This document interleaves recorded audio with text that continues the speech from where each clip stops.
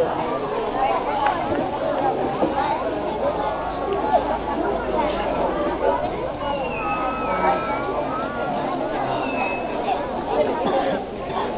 સાથે ગુરુજનો અને વડીલો અપૂર્વ દૈદીપ્યમાન ચેતનાનો તાર રણજળે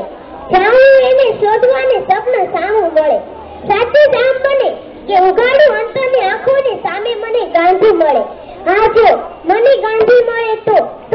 વાંચોને સફળ ચીરે હાથ ફેરવીને પૂછે બેટા હિન્દ કેમ છે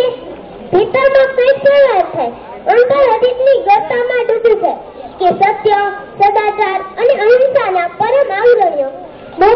મોકો ગાંધી અહીંયા ક્યાંથી અંતરમાં ફરી વાટા ફૂટે અને બાપુ કહે મહાભારત અને બાળકોની ખબર લેવા આવ્યો છું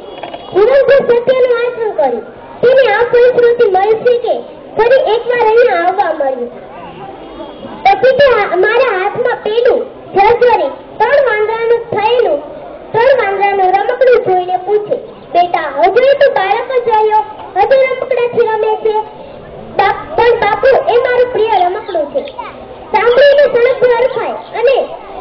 અને સસમાને તો હરાજી થઈ ગઈ પણ તે વેટલી ખાલી નાક ઉપર તેની આંગળી મૂકીને કહે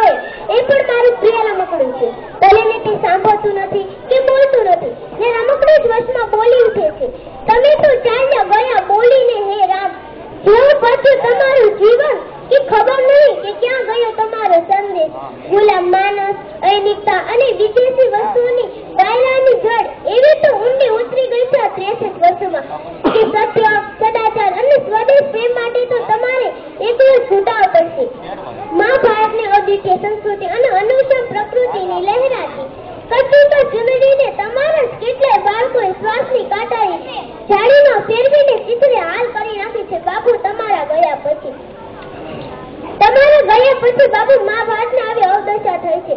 મારા પ્રિય રમકડા અને બાપુ વચ્ચેના સવાથી મને કદાચ મેઘાણીથી સમજાય અને બાપુ વતી કહેવાની ઈચ્છા થાય કે સત્તાની અમોની ચાલ તારા કેરી તુંગાલ ભોળા કંગાલ કાજ ફાસેલા પચાર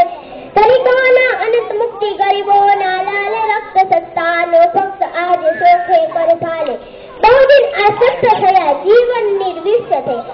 બંધુત્વે કર્યા પ્રાણ નવરચના માંગે કે જાગો જાગો ગુલામ આવી પોચા મુકા ઇન્સાફથી તક પર ઘોર કાલ જાગે બહુધાતી ને દન ઘોર કાલ જાગે પછી કહું એમ કે બાપુ આપની શક્તિ તો છે જૂનું છે તેને જમીન દોષ કરી નાખો ને નવી જમીન પર ઊભું કરો વર્તમાન પરિસ્થિતિમાં પણ તમારી જીવનધારાને સૌરકાલે રખતા તમારા કેટલા બાળકોએ જીવનની સૌરકાલે રાખતા બાપુ કહે